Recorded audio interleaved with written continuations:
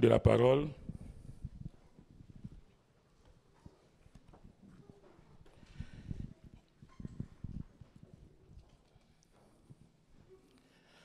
Je vais prendre avec vous le prophète Ésaïe au chapitre 6. Prophète Ésaïe, chapitre 6.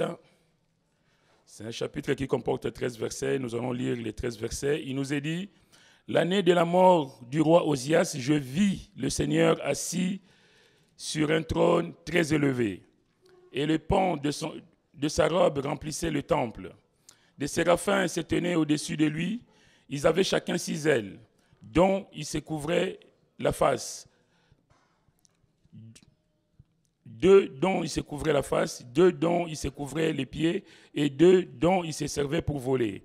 Ils criaient l'un à l'autre et disaient: Saint, Saint, Saint est l'Éternel des armées. Toute la terre est pleine de sa gloire. Les portes furent ébranlées dans leur fondement par la voix qui retentissait, et la maison s'est remplie de fumée. Alors je dis: malheur à moi, je suis perdu, car je suis un homme dont les lèvres sont impures. J'habite au milieu d'un peuple dont les lèvres sont impures, et mes yeux ont vu le roi, l'Éternel des armées. Mais l'un des séraphins vola vers moi, tenant à la main une pierre ardente qu'il avait prise sur l'autel avec des pincettes.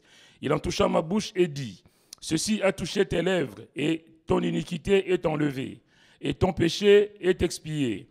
J'entendis la voix du Seigneur disant: qui enverrai-je, et qui marchera pour nous? Je répondis: mais voici, envoie-moi. Il dit alors: va et dis à ce peuple, vous entendrez et vous ne comprendrez point. Vous verrez et vous ne saisirez point. Rends sensible le cœur de ce peuple, endurcis ses oreilles et bouche-lui les yeux, pour qu'il ne voie point de ses yeux, n'entende point de ses oreilles, ne comprenne point de son cœur, ne se convertisse point et ne soit point guéri. J'ai dit: jusqu'à quand, Seigneur? Et il répondit: jusqu'à ce que les villes soient dévastées et privées d'habitants, jusqu'à ce qu'il n'y ait personne dans les maisons et que le pays soit ravagé par la solitude, jusqu'à ce que l'Éternel ait éloigné les hommes et que le pays devienne un immense désert. Et s'il reste encore 1/10 des habitants, ils seront à leur tour anéantis. Mais comme les térébintes et les chênes conservent leur tronc quand ils sont abattus, une sainte postérité renaîtra de ces peuples. Amen. Nous allons demander la grâce de Dieu. Seigneur, nous te sommes reconnaissants pour ta grâce, parce que tout est grâce avec toi. Merci pour ta parole, Seigneur, cette parole qui est richement bénie. Donne-nous, Seigneur, de saisir ta pensée ce matin. Merci pour mon frère, ma soeur, que tu bénis, Seigneur, toi qui connais les besoins des cœurs, les attentes. Nous prions, Seigneur, que tu puisses passer dans le rang. Seigneur, que tu puisses visiter ton peuple ce matin, Seigneur, et encore agir et agir et agir, parce que tel est ton désir. Merci pour tout, Seigneur. Bénis le reste de la journée. Que ton seul nom soit béni et glorifié, parce que tu en es digne. Au nom de Jésus. Amen. Amen. Pouvez-vous vous asseoir, s'il vous plaît?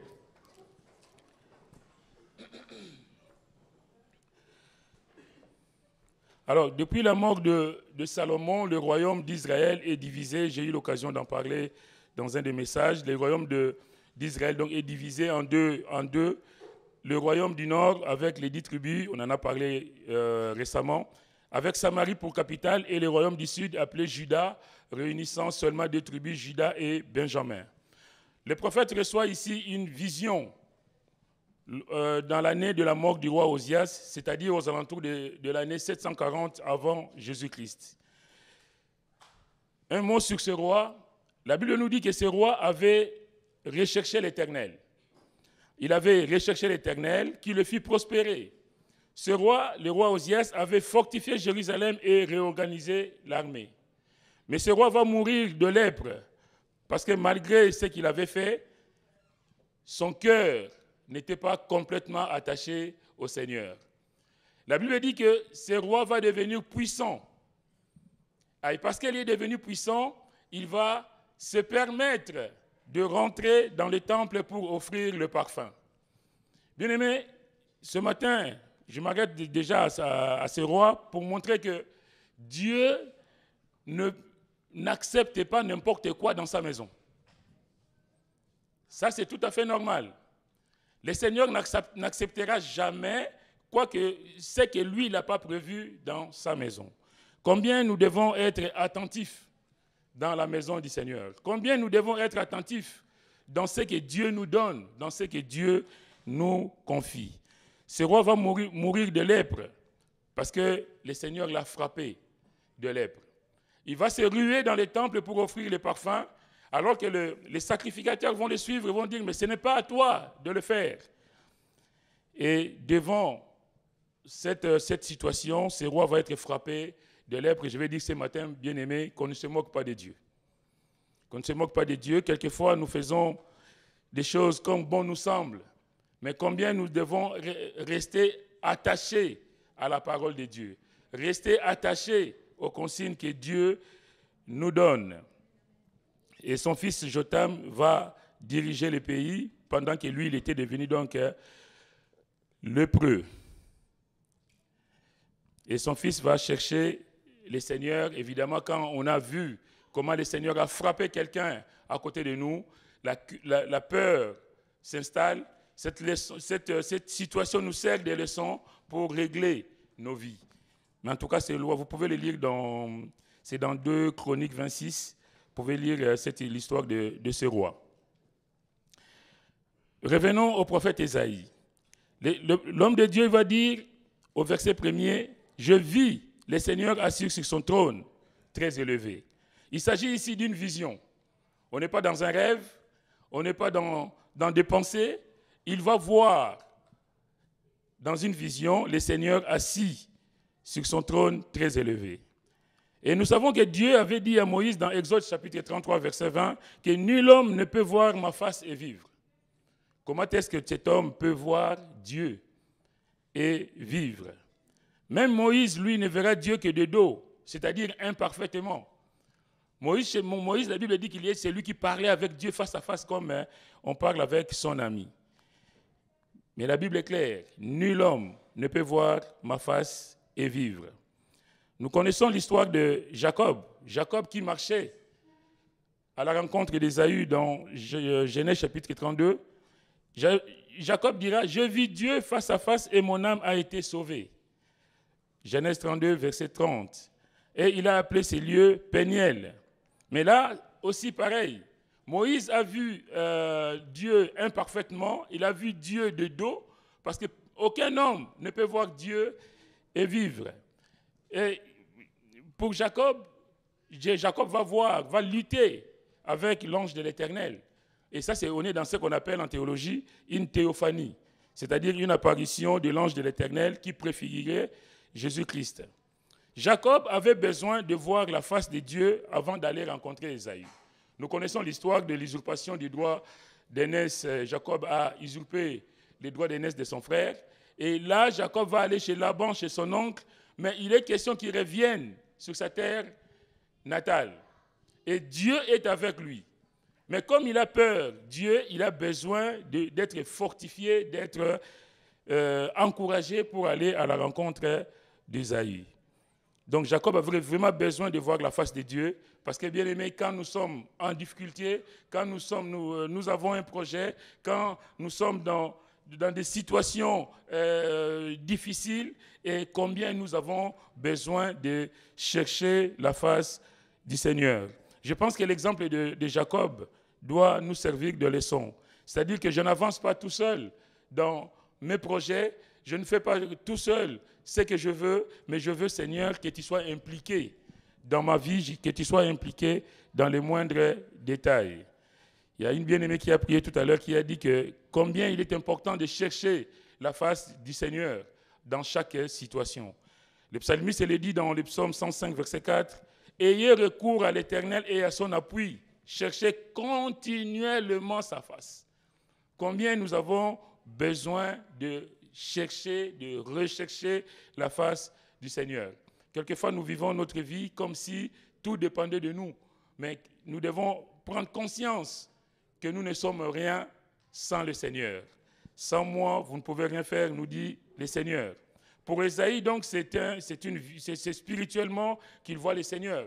Ce n'est pas une vision, on va dire, physique, mais c'est spirituellement qu'il voit le Seigneur.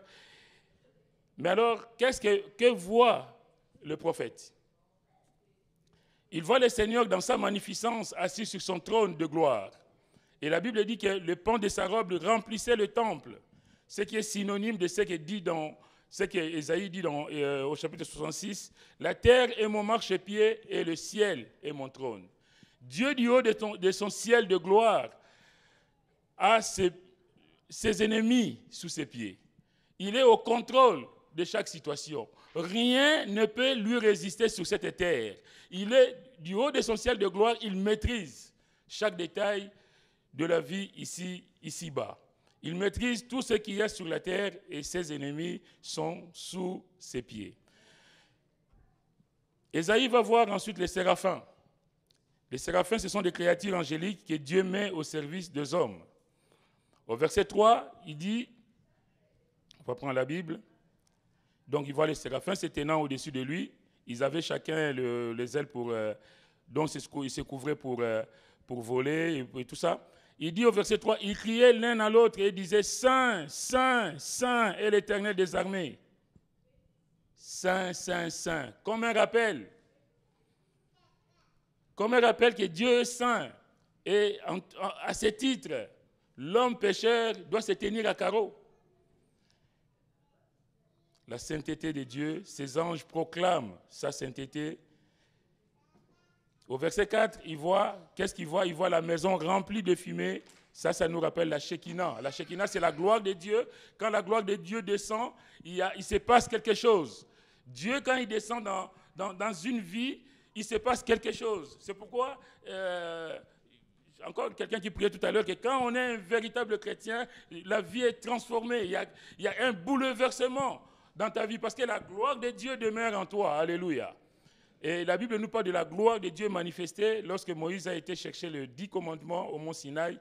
La Bible dit que les montagnes étaient enfumées et il y avait ça sonnait de partout parce que Dieu était descendu sur la montagne. Et on voit aussi la Shekinah quand il était question de la dédicace du temple de Salomon. Vous pouvez voir ça dans Exode chapitre 19 et puis dans les livres des rois, c'est dans 1 roi 8. Dans le livre des rois, il nous est dit, au moment où les sacrificateurs, 1 roi 8, verset 10 à 11, au moment où les sacrificateurs sortirent du lieu saint, la nuée, donc la fumée, remplit la maison de l'Éternel. Les sacrificateurs ne purent pas y rester pour faire le service à cause de la nuée, car la gloire de l'Éternel remplissait la maison de l'Éternel. Quand on est en accord avec Dieu, quand on met Dieu au premier plan, quand Dieu veut se glorifier dans ta vie, bien-aimé, il se passe et se passera toujours quelque chose. Mais que voient ensuite les prophètes? Ils voient le trône. Ils voient surtout même le trône et devant lui l'autel. Nous ne pouvons pas nous empêcher de faire un parallèle parce que dans le livre d'Apocalypse, on voit aussi Jean, l'apôtre Jean, qui voit le trône. En fait, le trône est symbole d'autorité et de jugement. Le trône représente l'autorité et les jugements. L'Éternel se révèle à Ésaïe comme un roi prêt à rendre justice. Ésaïe qui voit le roi, qui voit le trône, qui voit Dieu dans sa magnificence, Dieu montre donc à l'homme de Dieu qu'il est prêt à rendre justice. Vous savez bien aimé que le roi n'est pas continuellement assis sur son trône. Quand le roi se met sur le trône, c'est qu'il y a quelque chose. Je me souviens quand il y avait le printemps arabe, ça bougeait de partout. Et au Maroc, le roi, je vis à la télé, le roi du Maroc était sur son trône. Parce qu'il devait prononcer un discours important. Il devait annoncer des réformes pour le pays. Il devait prendre des décisions importantes. Le roi ne se met pas sur son trône pour faire le roi. Il se met sur son trône parce qu'il y a des événements graves. Et là, quand Ésaïe voit l'Éternel sur son trône, c'est que la situation est grave.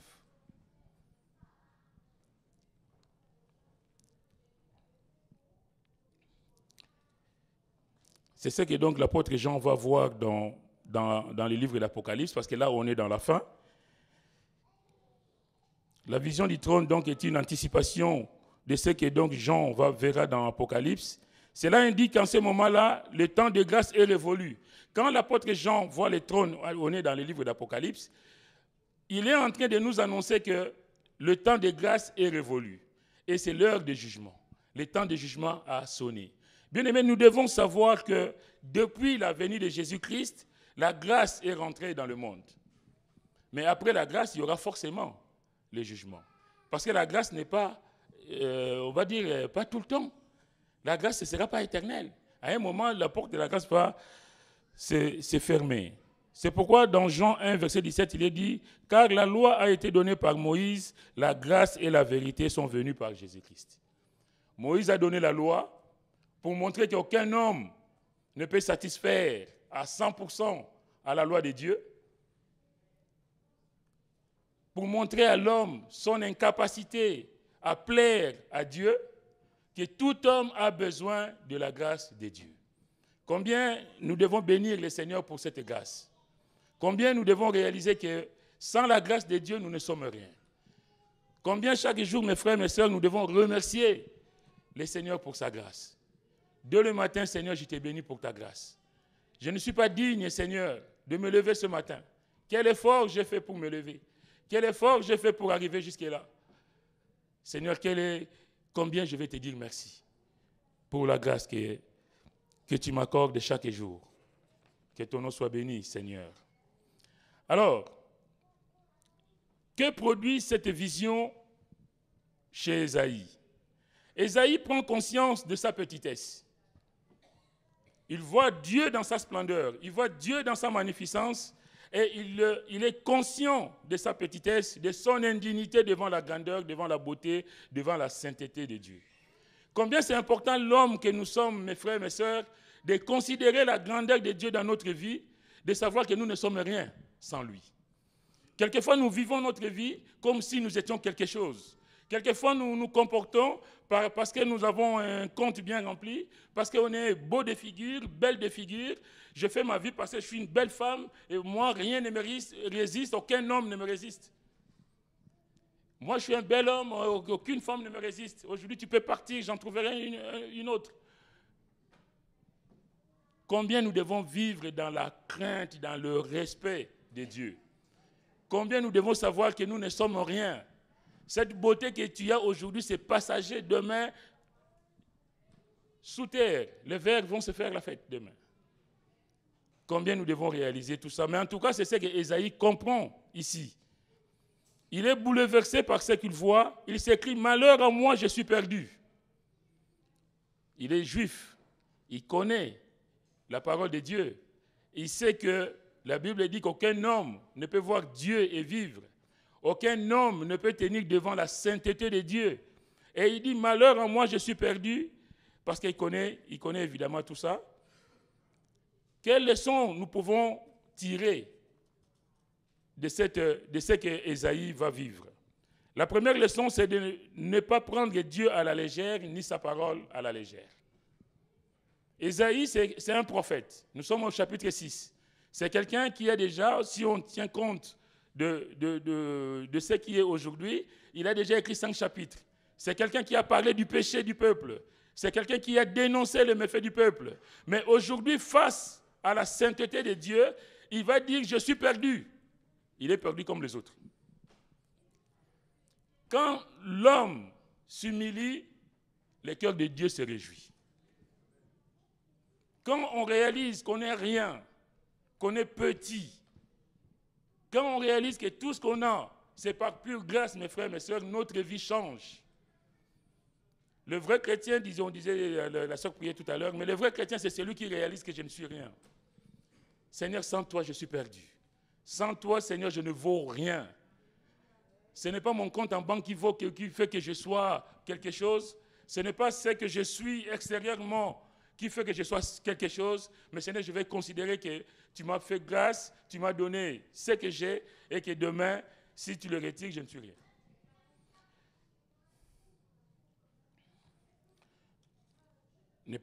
Ne pas prendre Dieu à la légère ni sa parole. L'homme pécheur ne peut pas résister devant la sainteté de Dieu. Aujourd'hui, nous sommes fiers de ce que nous sommes, de ce que nous avons, mais quand viendra le jour où nous serons face au Seigneur bien-aimé, nous prêchons ici à l'église que demain, que tu dises pas, que je ne dise pas que je n'avais pas entendu. Parce que ces jours-là, quand on est devant la sainteté de Dieu, personne ne peut résister. L'homme pécheur ne peut résister devant la sainteté de Dieu. L'homme pécheur ne peut plaire à Dieu. Il existe un fossé qui sépare l'homme de Dieu. L'homme naturel est perdu si Dieu ne vient pas à son secours. L'homme est perdu si Dieu ne vient pas à son secours. C'est Dieu d'ailleurs lui-même qui prend l'initiative pour qu'il y ait une relation, pour qu'il s'établisse une relation entre lui et l'homme qu'il a créé. En le purifiant de toutes ses souillures, évidemment, si la personne en face prend conscience de ce qu'il est, si on reste dans l'orgueil, si on se prend pour quelque chose, Dieu ne fera rien. Mais quand on s'humilie, la Bible dit que Dieu résiste aux orgueilleux et il fait grâce aux humbles. Quand on s'humilie devant le Seigneur, je disais tout à l'heure que le cœur de Dieu se réjouit parce qu'il comprend, il réalise que tu as de la considération pour lui. Et Ésaïe ici va pleurer par rapport à ce qu'il est. Je vais dire ce matin, mais que cela nous soit comme une leçon de nous humilier, de ne pas tenir compte de ce que nous sommes, mais de savoir que sans le Seigneur, nous ne sommes rien. Au vu de ce verset 5, c'est la crainte de l'Éternel qui s'empare du prophète. La Bible dit dans le psaume 111, verset 10, « La crainte de l'Éternel est le commencement de la sagesse. » Quand nous intégrons la crainte de Dieu dans notre vie, bien aimé, nous commençons à devenir sages. Ta vie ne sera plus comme avant, parce qu'il y a la crainte de Dieu, forcément, dans ta vie, et parce qu'il y a cette crainte de Dieu, je ne vis pas ma vie comme bon me semble. Au chapitre 112 du psaume, il est dit « Heureux est l'homme qui craint l'Éternel, qui trouve un grand plaisir à ses commandements. » Est-ce que nous craignons l'Éternel? Est-ce que nos vies, nous la menons en tenant compte de Dieu? Est-ce que comment nous considérons-nous face au Seigneur? Évidemment, c'est l'œuvre du Saint-Esprit qui convainc l'homme de péché, de justice et de jugement. Si le Saint-Esprit est en nous, il nous convainc forcément de péché, de justice et de jugement. C'est l'Esprit de Dieu qui transforme les pécheurs en saints. Nous sommes saints, mais par le Saint-Esprit qui est en nous, qui fait que nous avons accepté le Seigneur et sa sainteté nous a été transmise. L'homme tout seul ne peut rien faire. Il y a donc la conséquence de la vision d'Ésaïe qui voit le Seigneur. Il dit qu'il est perdu parce que c'est un pécheur comme tous les autres, il s'est dit condamné. Mais il y a maintenant les conséquences de cette conviction de péché. Il est convaincu qu'il est pécheur comme tous les autres, qu'il ne mérite rien de plus que les autres. Il mérite la même condamnation que ses contemporains. Mais devant cette situation, Dieu lui-même va s'occuper de sa purification. Je reviens à ce que je disais tout à l'heure, que quand Dieu voit ce que nous réalisons vis-à-vis de lui, quelle est notre disposition, notre état d'esprit devant lui, Dieu se charge de nous purifier. Le sang de Jésus ne peut nous purifier que si nous marchons dans la crainte de son nom, si nous l'acceptons comme Seigneur déjà, comme Sauveur, si nous nous repentons sincèrement. Mais si nous vivons nos vies comme bon nous semble, si tu tombes aujourd'hui, tu tombes demain, et puis la vie de péché devient, je veux dire, ton train-train, il ne faut pas dire que le sang de Jésus me purifie, parce qu'on ne se moque pas de Dieu. La Bible dit, celui qui avoue ses transgressions et les délaisse, obtient miséricorde. Pas celui qui continue à chuter jour après jour. Pas celui qui continue à pécher volontairement. Il y a même des gens, Dieu t'interpelle, mais lui, va persister dans ce qu'il fait. Le Saint-Esprit va le Saint-Esprit va t'interpeller, et puis toi tu dis non, j'ai décidé de faire ce que je fais. Je vais dire ce matin, quel danger. Mais en tout cas, quand nous prenons conscience de ce que nous sommes, Dieu s'occupe de nous purifier. Dieu lui-même donc s'occupe de la purification parce qu'il voit la repentance du prophète qui reconnaît ses péchés, qui dit « Je suis un homme aux lèvres impures ». Il reconnaît que dans ses lèvres, il ne sortent pas que de belles phrases, de mots pour édifier les autres. Il reconnaît que de ses lèvres sortent aussi de mots impurs. Comme toi et moi, combien de fois aussi quelques jurons nous ont échappé. Combien de fois dans nos propos, nous n'avons pas glorifié le Seigneur. Combien de fois nous avons parlé comme si nous n'étions pas chrétiens.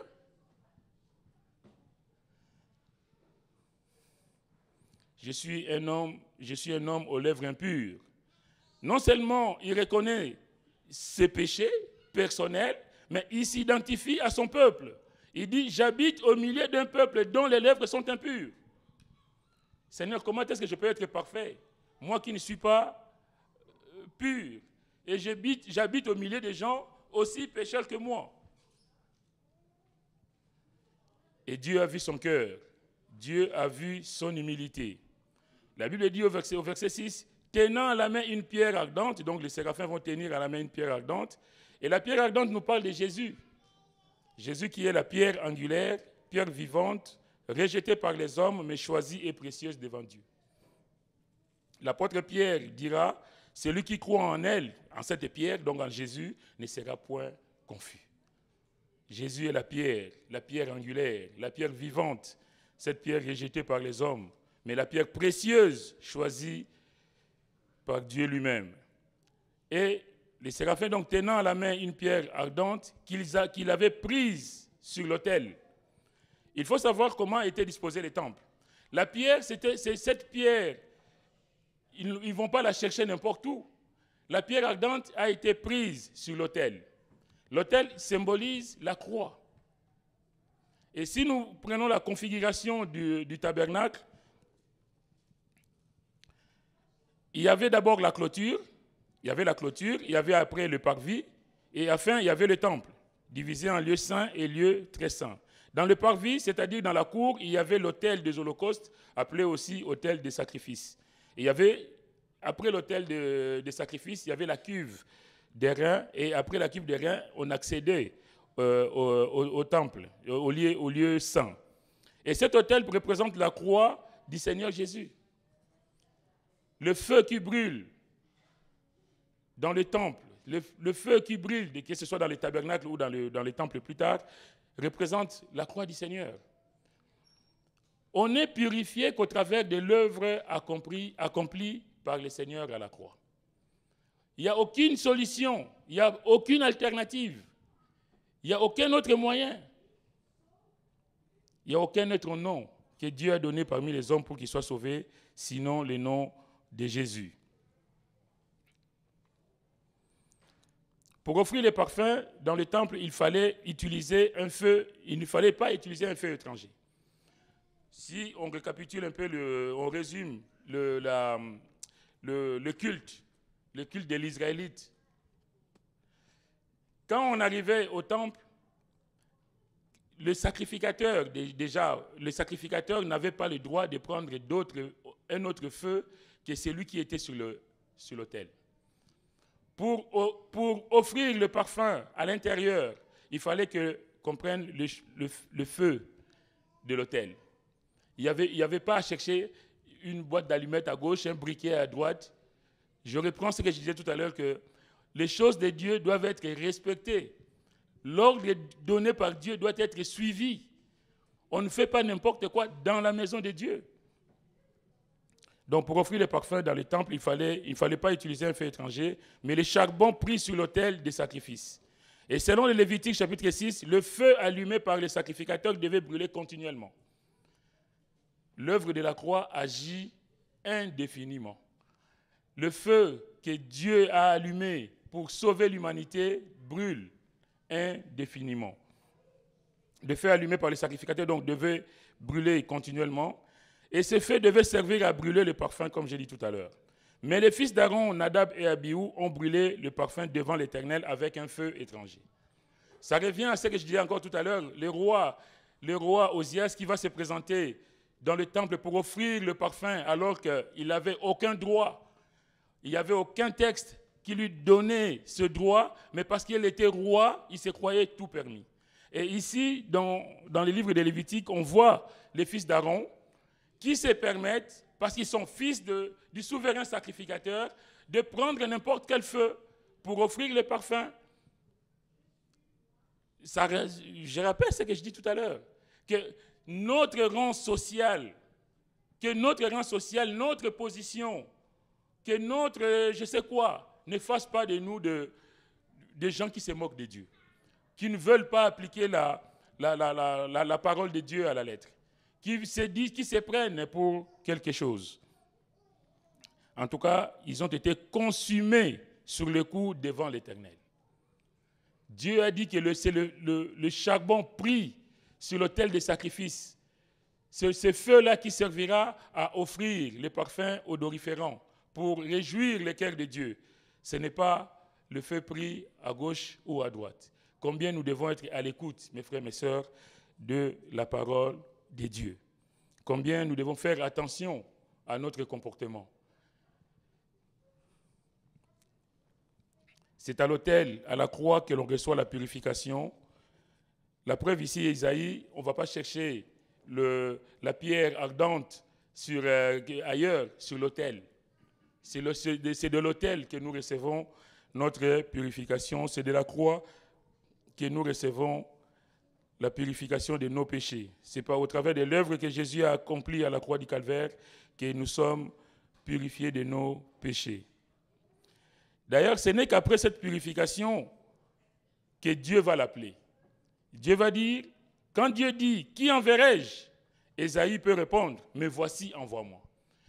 Maintenant que Dieu a fait son œuvre en moi, maintenant que je suis apte, je suis qualifié pour l'œuvre de Dieu, l'homme de Dieu peut dire, il passe de l'état où il était dans la crainte, dans le tremblement, il dit oui, Seigneur, maintenant que j'ai vu qui tu es, maintenant que j'ai vu ce que toi tu peux faire, Seigneur, je suis disposé pour que tu m'envoies.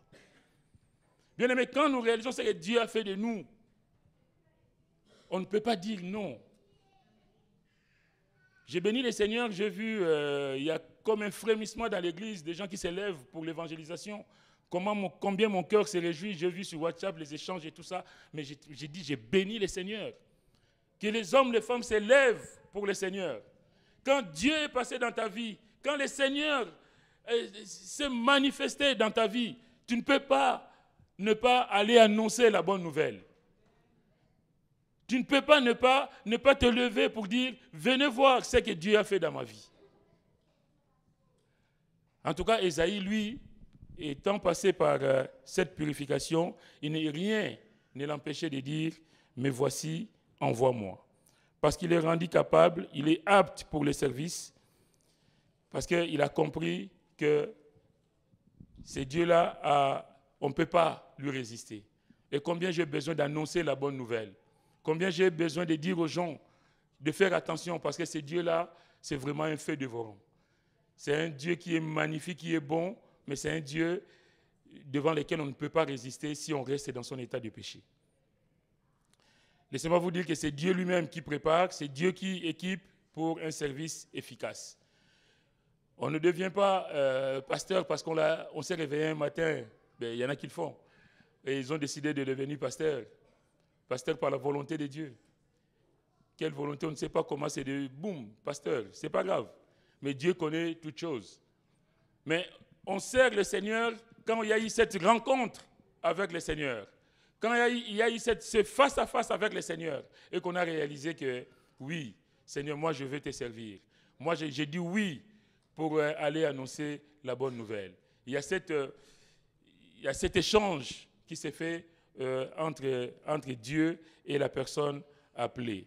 Raison pour laquelle, quand nous lisons la Bible, mes frères et mes sœurs, nous voyons qu'il y a eu des résistances quand Dieu a appelé certains hommes, notamment Moïse. Moïse voulait délivrer le peuple par ses propres capacités. Mais quand Moïse va traverser 40 ans de vie chez Madian, et que Moïse va rencontrer Dieu, c'est là que Moïse, quand Dieu va lui dire « Je t'enverrai vers Pharaon pour délivrer le peuple », il dit « Mais qui suis-je moi? Envoie qui tu veux, pas moi. » Quand l'homme réalise qu'il ne peut rien sans la main de Dieu, sans le secours de Dieu, bien-aimé, c'est une bénédiction pour toi. Les jours où toi, l'orgueilleux ou la femme orgueilleuse, la sœur orgueilleuse, celui ou celle qui vit sa vie comme bon lui semble, ne se souciant pas de Dieu, Les jours où tu prends conscience que tu n'es rien, c'est ces jours-là que Dieu va se glorifier dans ta vie. Combien nous avons besoin de le savoir. Moïse était dans sa toute suffisance quand il va chercher à délivrer le peuple par ses propres moyens. Mais quand Dieu va dire maintenant, je t'ai formé pendant 40 ans dans le désert, 40 ans loin de ton peuple. Vous savez que les souffrances, il y a quelqu'un qui me disait la fois dernière que quand, pasteur, j'imagine ce que vous subissez en tant que serviteur de Dieu. Il y a des choses incroyables. Mais c'est cette relation qui fait que je crois en un Dieu tout-puissant. Je sais que Dieu est avec moi parce que ce n'est pas pour moi que je fais l'œuvre de Dieu, c'est parce que Seigneur, tu m'as dit, lève-toi. Qui enverrai-je? Et j'ai répondu oui. Combien, bien-aimé, Dieu a besoin de toi, de moi, pour aller annoncer la bonne nouvelle? Combien d'entre nous, Dieu s'est glorifié dans vos vies et Dieu vous a appelé à aller annoncer la bonne nouvelle, mais on ne veut pas bouger. On dit, ce sera aux autres de le faire. Et Dieu a besoin de toi. Moïse va dire, je n'ai pas la parole facile. J'ai la bouche et la langue embarrassées. Dieu va lui dire, qui a fait la bouche de l'homme? Qui rend sourd et muet, voyant ou aveugle? N'est-ce pas moi l'Éternel? Dieu est tout-puissant. Toi qui ne sais pas parler, toi qui te sens incapable, Dieu est capable de se servir de toi pour la gloire de son nom. Au verset 13 de l'Exode chapitre 3, il dit, malgré que Dieu lui a dit ça, il dit, ah Seigneur, envoie qui tu voudras envoyer. En tout cas, pas moi. Je ne me sens pas de taille pour ce que tu veux me confier. Mais quand Dieu est avec nous, bien-aimés, nous n'avons rien à craindre. Quand c'est Dieu qui te dit, lève-toi, Dieu prend soin de toi dans les moindres détails. Alléluia. Dieu pourvoit à tes besoins. Quelquefois, on est assis ou on se pose des questions, mais combien le Seigneur veut vraiment que nous soyons des hommes, des femmes qui se lèvent pour sa gloire. Jérémie, pareil. Jérémie va dire, dans Jérémie chapitre 1er, versets 4 à 19, et surtout verset 6, il dit, je ne sais point parler car je suis un enfant. Jérémie va dire, non, non, non, non, Seigneur. Toi, tu m'appelles à te servir. Je ne peux pas. Moi, je suis un enfant. Mais Dieu lui dira, ne le crains point, car je suis avec toi pour te délivrer. Quand Dieu est avec toi, il n'y a pas question, je suis un enfant. Il n'y a pas question, je ne sais pas parler. Il a dit, Seigneur, oui, mais voici, envoie-moi pour faire ta volonté. Et pour Jérémie, la Bible dit que l'Éternel étendit sa main et toucha sa bouche. Il a fallu toujours l'intervention personnelle de Dieu pour nous rendre capables. Pour rendre ces hommes, en tout cas, c'est ceux qu'il a appelés pour les rendre capables au service. Et le Seigneur va lui dire plus loin, ils te feront la guerre, mais ils ne te vaincront pas, car je suis avec toi pour te délivrer. C'est vrai que l'œuvre de Dieu ne se fait pas facilement. C'est un combat permanent. Ils te feront la guerre, il y aura des critiques, il y aura des gens qui ne seront pas d'accord du tout avec toi, il y aura peut-être des insultes, il y aura tout ce que tu veux, il y aura des difficultés. Quelquefois, tu n'auras même rien à manger. Prenons l'exemple de l'apôtre Paul. Mais ils te feront la guerre. Le monde va te faire la guerre. Mais parce que je suis avec toi, je prendrai soin de toi. Alléluia. Que Dieu soit béni.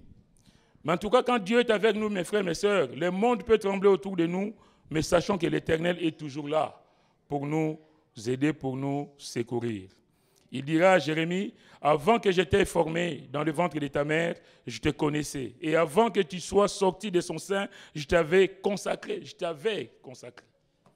Avant même que tu sois créé, moi je t'avais déjà consacré. Je t'avais établi prophète des nations. Quelle grâce. Les choses de Dieu ne se font pas au hasard. Si ce matin je suis devant vous, personnellement, je n'ai jamais imaginé un jour devenir pasteur. Même pas en rêve.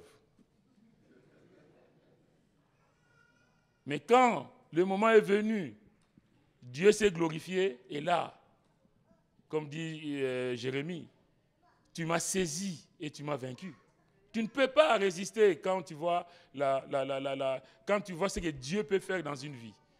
Quand une vie de loc, une vie inutile, une vie complètement perdue, tu sais même, tu n'as aucun sens dans la vie. Et puis Dieu se manifeste dans ta vie. Dieu donne un sens à ta vie. Mais je ne peux que te dire merci Seigneur. Et Dieu va lui confier, il dit maintenant, je suis prêt, Seigneur, envoie-moi. Quelle mission va-t-il recevoir de la part du Seigneur?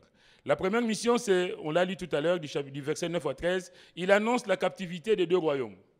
Il annonce que le peuple ne s'est pas comporté comme lui, il attendait, donc ils iront en captivité.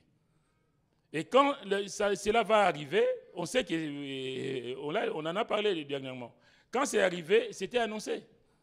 Quand l'homme vit dans la contradiction de Dieu, quand l'homme vit comme bon lui semble, alors que Dieu a dit des choses, bien aimés, on se met à danger.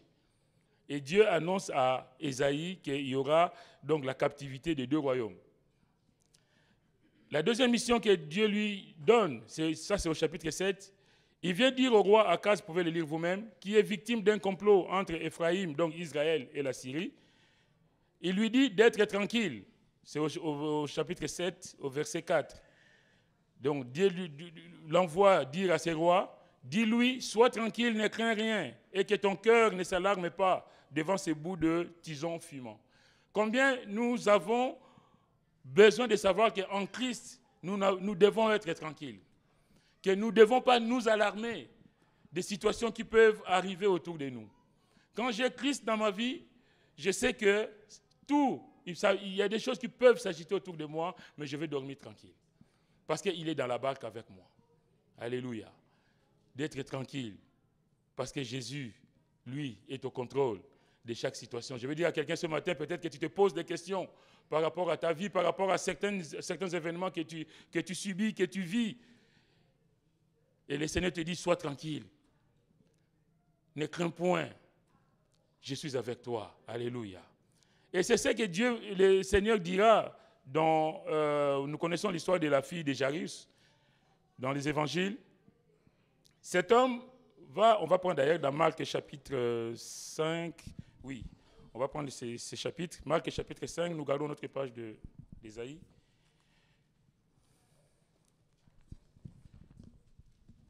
Quand Dieu dit ne crains pas, c'est parce qu'il est au contrôle de la situation. Ce matin, Dieu te dit, mon frère, ma soeur, ne crains pas. Il est au contrôle de la situation. Dans Marc chapitre 5,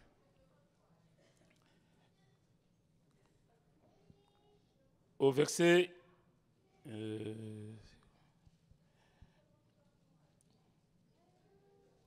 21, donc Jésus dans la barque, regagnant l'autre rive, où une grande foule s'assembla près de lui, il était au bord de la mer. Alors vint un des chefs de la synagogue nommé Jairus, qui l'ayant aperçu se jeta à ses pieds et lui adressa cette instante prière. Ma petite fille est à l'extrémité, viens, impose-lui les mains, afin qu'elle soit sauvée et qu'elle vive.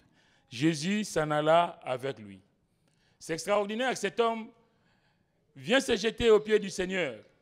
Ma fille est à l'extrémité, ma fille est mourante. Viens et impose-lui les mains et je sais que si tu imposes tes mains, ma fille vivra. Mais c'est la suite qui est encore un peu, on va dire, problématique. La Bible dit, et une grande foule le suivait et le pressait. Or, il y avait une femme atteinte d'une perte de sang depuis 12 ans. Elle avait beaucoup souffert entre les mains de plusieurs médecins. Elle avait dépensé tout ce qu'elle possédait et elle n'avait éprouvé aucun soulagement. Quand Dieu n'est pas au contrôle d'une situation, ce n'est pas ton argent qui va venir à ton secours. La preuve, il n'y a pas longtemps, on a perdu une milliardaire. Les milliards n'ont rien servi. Parce que si on pouvait acheter la vie, qu'est-ce qui va empêcher quelqu'un qui a l'argent d'acheter sa santé? Si Dieu n'est pas au contrôle, ce n'est pas l'argent, mes frères, mes sœurs.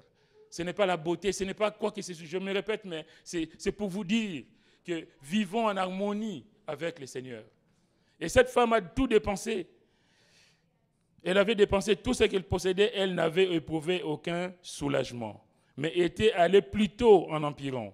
Ayant entendu parler de Jésus, elle vint dans la foule par derrière et toucha son vêtement, car elle disait, si je puis seulement toucher ses vêtements, je serai guérie. Elle va manifester la foi. Si seulement je peux toucher le vêtement de Jésus. Mais sauf que Jésus est en route pour aller sauver une vie. Et toi, tu vas le retenir. Imaginons dans la tête de Jairus, le père qui a retenu Jésus. pour aller sauver sa fille. Et voilà qu'il y a une situation qui se présente. Bien aimé, combien nous ne devons pas craindre si Dieu est avec nous? Si le Seigneur est avec nous, qui sera contre nous? Et là, cette femme, la Bible dit au verset 29, au même instant, la peur des sangs s'arrêta et elle sentit dans son corps qu'elle était guérie de son mal. Jésus connut aussitôt en lui-même qu'une force était sortie de lui et se retournant au milieu de la foule, il dit, « Qui a touché mes vêtements ?» Donc Jésus s'arrête. Je vais me mettre à la place de cet homme dont la fille est en train de mourir. Et c'est lui qui a été chercher Jésus. Et voilà que Jésus va s'arrêter pour un autre problème. Mais qu'est-ce que tu viens faire dans ma vie, toi, là? Qu'est-ce que tu viens empêcher le maître? Et moi, c'est moi qui ai été le chercher. Qu'est-ce que ton problème vient faire là? Jésus va s'arrêter. Ses disciples lui disent, verset 31, « Tu vois la foule qui te presse et tu dis, qui m'a touché ?» Et il regardait autour de lui pour voir celle qui avait fait cela. La femme effrayée et tremblante, sachant ce qui s'était passé en elle, vint se jeter à ses pieds et lui dit toute la vérité. Mais Jésus lui dit, « Ma fille, ta foi t'a sauvée, va en paix et sois guérie de ton mal. » Verset 35, « Comme il parlait encore, survinrent de chez les chefs de la synagogue des gens qui dirent, « Ta fille est morte, pourquoi importuner davantage le maître ?» Si c'était toi ou moi, peut-être que cette femme-là ne serait pas partie, hein, parce que moi, elle m'aurait donné des explications. C'est à cause de toi que ma fille est morte. Si tu n'avais pas arrêté Jésus, il serait arrivé à temps pour ma fille. Mais voilà que ton problème est venu se greffer au mien. Et tu as ralenti le maître. Et voilà que ma fille est morte. Demande d'explication. Mais le Seigneur est au contrôle. Il n'est jamais en retard. Alléluia. Il n'est jamais en retard. Notre Dieu est tout-puissant, mes frères, mes sœurs. On a un grand Dieu. Dans ton problème, dans ta difficulté, tu te dis peut-être que ça traîne. Mais il n'est jamais en retard. Il fait toutes choses belles en son temps. Que son nom soit béni. Ta fille est morte, pourquoi importuner davantage le maître? Mais Jésus, sans tenir compte de ces paroles, dit au chef de la synagogue, ne crains pas, crois seulement. Ne crains pas. Comme Ésaïe a été dit au roi Akaz, ne crains pas. Parce que dans ces complots, dans cette menace dont tu es victime, dans cette situation où les gens se mettent contre toi, dans cette situation où tu es critiqué, où tu ne sais pas trop où donner de la tête, sache que je suis au contrôle de la situation. Ne crains pas, crois seulement. La Bible dit plus loin, il ne permet à personne de l'accompagner si ce n'est à Pierre, à Jacques et à Jean, frère de Jacques. Ils arrivèrent à la maison du chef de la synagogue où Jésus vit une foule bruyante et des gens qui pleuraient et poussaient de grands cris. Il entra et leur dit, « Pourquoi faites-vous du bruit et pourquoi pleurez-vous » Peut-être que toi aussi ce matin tu fais du bruit, peut-être que tu pleures dans ton cœur, ne sachant pas quoi faire dans ta situation. Mais le Seigneur te dit, mais pourquoi pleures-tu? Je suis là. Je suis là. Il dit plus loin, donc, l'enfant n'est pas morte, mais elle dort. Ce n'est pas fini. Pour vous, cet enfant est morte, mais pour moi, elle n'est pas morte. Elle est en train de dormir. Pour toi, la situation est désespérée. Pour toi, la situation, il n'y a plus de solution. Mais pour le Seigneur, ce n'est jamais fini. Alléluia. L'enfant n'est pas morte. Cet enfant dort. Et la Bible dit, verset 40, « Et il s'est moqué de lui. Alors, ayant fait sortir tout le monde, il prit avec lui le père et la mère de l'enfant et ceux qui l'avaient accompagné, et il entra là où était l'enfant. Il l'a saisi par la main et lui dit, « Talita koumi », ce qui signifie, « Jeune fille, lève-toi, je te l'ai dit. » Aussitôt, la jeune fille se leva et s'est mise à marcher. Dieu est au contrôle de chaque situation. Dieu n'est jamais en retard, mon frère, ma soeur. Combien nous avons besoin d'annoncer cette bonne nouvelle aux autres. Combien le Seigneur a besoin de toi, de moi, pour aller dire à des gens qui vivent des situations compromises, des situations inextricables, que s'ils se tournent vers Jésus, il y a la solution à leurs problèmes. Alléluia.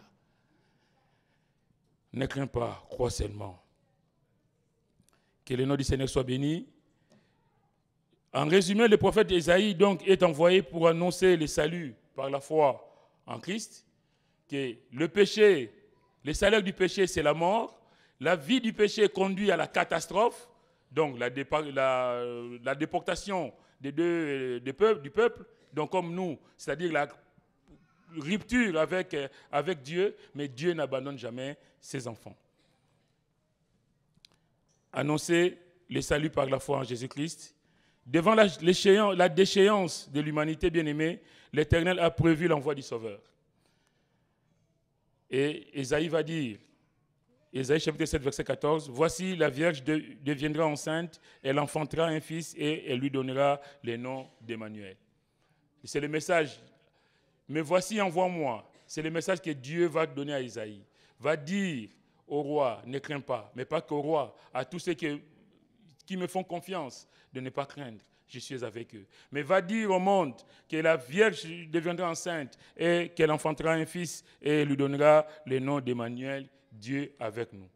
Quand Ésaïe accepte la mission, c'est d'annoncer la venue du Seigneur.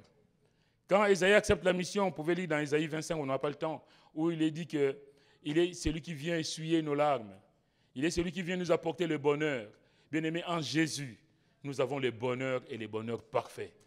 En Jésus, si nos vies sont en accord avec lui, bien-aimés, nous ne pourrons que nous réjouir. Nous ne pourrons qu'avoir de la joie. Et cette joie parfaite que lui seul, il peut donner. Outre le salut, le Seigneur vient apporter le bonheur, la joie parfaite dans les cœurs. Il anéantit pour toujours la mort et essuie nos larmes de nos visages. Ce message est universel.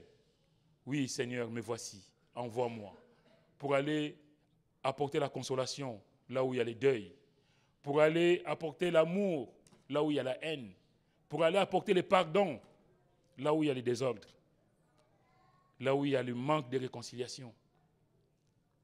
Il concerne tous les peuples, toutes les nations, sans exception. Et le Seigneur dira, le voleur ne vient que pour dérober, égorger, détruire. Moi, je suis venu afin que les brebis aient la vie et qu'elles l'aient en abondance. Et le diable vient pour détruire, pour égorger, pour nous faire du mal.